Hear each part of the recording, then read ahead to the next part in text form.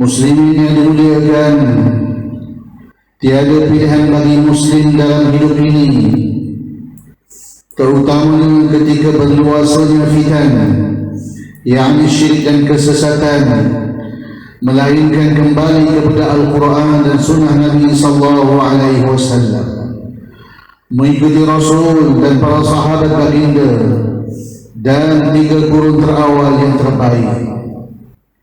Agama itu adalah dengan ittiba', yaitu mengikuti Al-Quran dan hadis, bukan dengan ibtida'.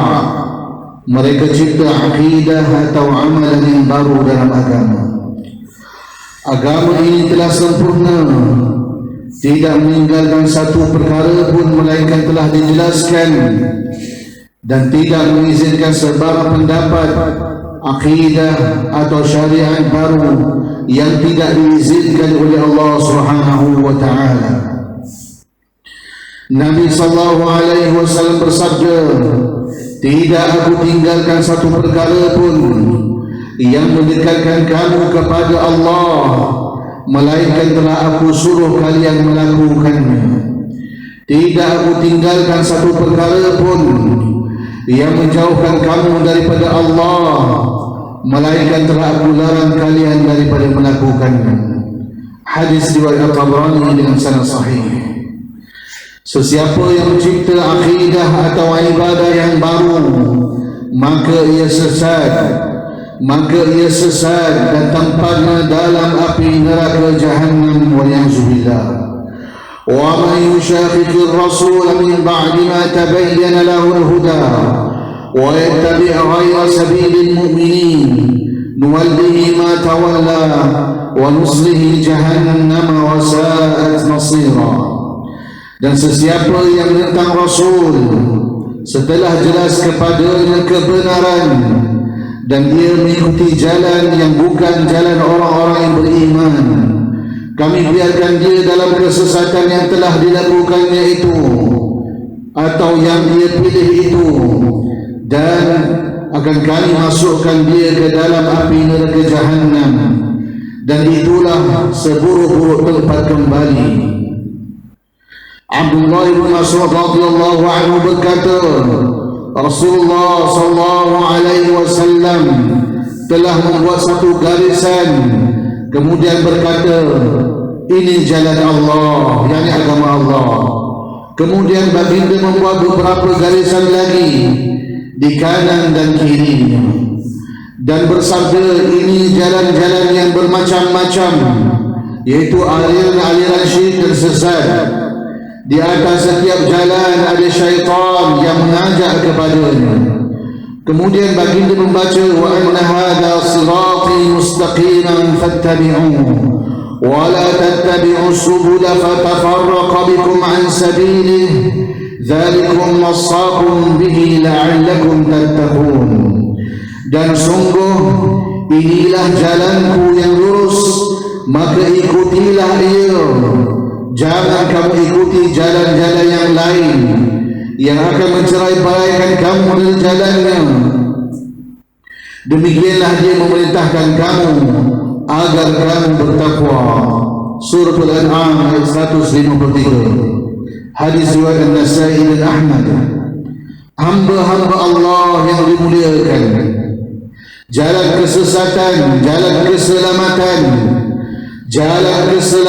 adalah dengan berpegang teguh kepada kitab Allah dan sunnah Nabi sallallahu alaihi wasallam. Tidak wujud perkara itu melainkan dengan menjauhi segala syirik, bid'ah dan khurafat. Tidak wujud perkara itu, yang tidaklah dikatakan berpegang kepada Al-Quran dan hadis, melainkan dengan menjauhi segala syirik, bid'ah dan khurafat. Semua ajaran sesat yang memakai nama Islam dan Sunnah adalah batil dan wajib dijauhi. Antara golongan sesat tersebut ialah golongan Ahbash, di mana mereka ini memakai fahaman Syiah dan Khawarij takfiriyun. Apabila seorang terkena virus Ahbash, ia menjadi seperti tidak siman, bahkan seperti anjing gila, seperti disihir, ia menjadi taksub melampau secara membuka buli yang hakikatnya adalah syirik, mendewakan guru mereka, mengkafirkan muslimin yang tidak mengakui akidah guru mereka yang zindik itu. Ahbash memaksa orang ramai agar membaca, mempelajari dan mengikuti akidah mereka. Mereka bersifat ekstrim dan ganas. Mereka telah mengkafirkan mufti Lubnan, yakni Dr. Hasan Khalid. Lalu mereka membunuh mufti tersebut. Mereka juga membunuh pemuda Salafi yang mengisbatkan istiwa Allah Ta'ala di atas Arash, juga membunuh Presiden Lubnan Rafiq Hariri. Zahirnya mereka mendakwa mereka bermazhab Syafi'i, sebenarnya mereka adalah perosak mazhab Syafi'i. Mereka menganuti fikih yang rosak, kotor dan lucah, menggunakan topeng mazhab Syafi'i. Sebenarnya mereka bukan bermazhab Syafi'iyah sama sekali. Zahirnya Ahbash cuba merosakkan mazhab Syafi'i secara halus. Sebenarnya Ahbash adalah batiniyah etis yang tidak percaya kepada kewajiban ibadah kepada Allah dan kewajiban tunduk kepada hududullah. Zahirnya mereka menganuti tasawuf, hakikatnya mereka adalah Syiah. Mereka juga menganuti syirik irja, yakni sekularisme. Fahaman syirik sekular dan liberal yang kufur itu dinamakan irja, yaitu iman sekadar percaya di dalam hati semata-mata. Amal ibadah atau amal salih terpisah dari hakikat iman. Menurut mereka, seseorang itu apabila mengucap ia adalah tetap Islam, walau meninggalkan segala rukun dan amalan Islam serta melakukan segala dosa-dosa besar. Ini adalah syirik murjiah, liberal dan sekular atau etis. Mereka bersama bersekongkol dengan golongan sekular dan liberal dalam meremehkan pelaksanaan syariah Allah di muka bumi. Ahfaz juga bermartian mempertahankan keharusan memohon pertolongan dan barakah dari wali-wali dalam kubur mereka. Mereka mendakwa wali-wali mereka keluar dari kubur mereka untuk menunaikan hajat-hajat orang yang memohon pertolongan mereka, kemudian pulang semula ke dalam kubur. Mereka mengubah tafsir istiwa kepada istilah yang menakluk arash, seperti akidah syirik Jahmiyah dan Mu'tazilah. Ini adalah kufur akbar, syirik akbar dan riddah. Guru mereka mendakwa Al-Quran bukan kalam Allah, tetapi lafaz-lafaz yang dicipta oleh Jibril. Yang Al-Quran itu benda dan makhluk yang dicipta, yang boleh tersalah dan mati. Ini adalah kufur akbar. Mereka mengatakan bahawa Allah Ta'ala membantu dan memaksa orang kafir untuk menjadi kafir, yang orang kafir bukanlah kafir dengan pilihan mereka sendiri. Hakikatnya Ahbash adalah ahlul ahwa, yakni penyembah hawa nafsu. Mereka menyembah hawa nafsu. Buktinya mereka mengambil hadis-hadis dhaif dan palsu yang menyokong aliran mereka, menolak hadis-hadis sahih yang menyalahi akidah sesat mereka. Hakikatnya mereka menolak Al-Quran, hadis-hadis sahih dan ijma'. Ini jelas dalam bukunya Al-Maulid An-Nabawi. Mereka juga mencela sahabat Nabi, mempertahankan golongan Syiah yang mengkafirkan sahabat Nabi, menuduh beberapa sahabat Nabi mati dalam keadaan jahiliyah. Mereka mencela Muawiyah, Aisyah, Khalid Al-Walid dan lain. Ini bukti kemurtadan mereka. Mereka juga mengkafirkan secara batil dan hulu, yakni secara dengan tidak benar. Mengkafirkan ulama dan tokoh-tokoh Islam dengan kejahilan dan hulu, bermula Al-Imam Ibn Taymiyah hinggalah Muhammad bin Abdul Wahhab At-Tamimi hinggalah Syekh Sabiq, Syekh Qutb dan Al-Qaradawi. Mereka mengkafirkan jamaah Ikhwan Muslimin, Salafiyin dan Hizb Tahrir. Dalam masa yang sama mereka mengangkat dan memuji Ibn Arabi yang dikafirkan oleh seluruh ulama Islam. Sedangkan Ibn Arabi mengaku dirinya sebagai Tuhan, membawa fahaman wahdatul wujud, hulul dan ittihad. Tidak diketahui daripada mana munculnya mereka ini.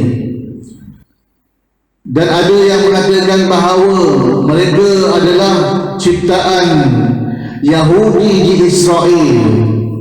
Tiba-tiba sahaja mereka mempunyai banyak bas di Lebanon, terbina sekolah-sekolah mereka yang lebih besar daripada sekolah kerajaan. Ini menunjukkan Ahbas ditaja oleh buah-buah kufar. Ahbas ditaja oleh Rand Corporation, White House Amerika. Ini diperakui oleh Rand Corporation sendiri.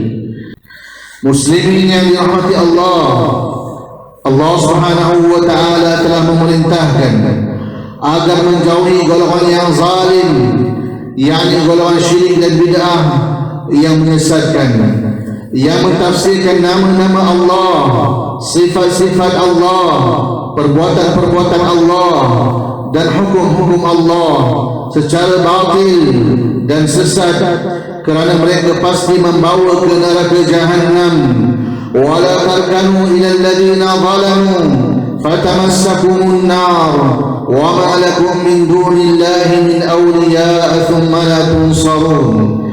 Dan janganlah kamu cenderung kepada orang-orang zalim, nanti kamu disentuh oleh api neraka Jahannam dan tiada bagi kamu sebarang pembela, kemudian kamu tidak akan diberikan pertolongan. Walillahil asmaul husna fad'uhu biha wa dharul ladzina yulhiduna fi asma'ihi sayujzauna ma kanu ya'malun. Dan Allah memiliki nama-nama yang terbaik, maka berdoalah kepadanya dengannya, dan tinggalkanlah orang-orang yang melakukan ilhad, yakni menyeleweng dalam nama-namanya, perbuatan-perbuatannya dan sifat-sifatnya. Mereka akan dibalas segala yang telah mereka lakukan. Allah telah memerintahkan agar bertakwa dan menggabungkan diri bersama orang-orang yang benar lagi jujur, seperti golongan muslimin salafiyin. Ya ayyuhalladzina amanu taqullaha wa kunu ma'as sadiqin. Wahai orang-orang yang beriman, bertakwalah kepada Allah dengan melaksanakan segala yang fardu, meninggalkan segala yang haram kerana takut kepada Allah Ta'ala. Bergabunglah bersama orang-orang yang benar, yaitu ulama salafiyin, asatidah salafiyin dan golongan salafiyin, ahlu sunnah wal jamaah, ahlu tauhid was sunnah. Hendaklah mengambil akidah dari ustaz-ustaz salafi sahaja, janganlah mengambil akidah dari selain mereka. Dalam hadis sahih dan masyhur, akan muncul pendakwah-pendakwah yang mengajak kepada api neraka Jahannam. Sesiapa yang menyahut surat mereka dilontarkan ke dalam api neraka Jahannam. Jalan selamat ialah bersama dengan imam dan jamaah muslimin sekiranya ada, atau bersama dengan ulama muslimin. Muslimin yang dimuliakan, jangan sesekali kita menafikan sifat ulul dan istiwa Allah Ta'ala di atas arash. Sesiapa yang tetap mengingkari ketinggian Allah di arash, di atas arash, setelah ditegakkan hujah daripada Al-Quran, hadis-hadis sahih dan ijma' salaf, tetap tegar mengatakan Allah tidak bertempat atau berada di setiap tempat, dia menjadi kafir, musyrik, murtad, mubtadi', zindiq dan mulhid. Tidak sah salat di belakangnya dan tidak sah sembelihannya. Ditolak segala ilmunya, halal darahnya, dikenakan hukuman mati oleh pemerintah Islam. Tidak dikuburkan di perkuburan muslimin, kekal dalam api neraka Jahannam, dan diharamkan memasuki syurga selama-lamanya. Slogan Allah wujud tanpa tempat tidak ditemui dalam Al-Quran, hadis atau ijma'. Sebaliknya, ada banyak di dalam buku-buku Syiah dan Mu'tazilah. Sebaliknya ada dalam buku-buku Syiah dan Mu'tazilah. Afala yatubuna ila Allah wa yastaghfiruna wallahu ghafurur rahim. Maka tidakkah mereka mahu bertaubat kepada Allah dari segala kesesatan dan syirik mereka dan meminta keampunan daripadanya? Allah Maha Pengampun dan Maha Pengasih.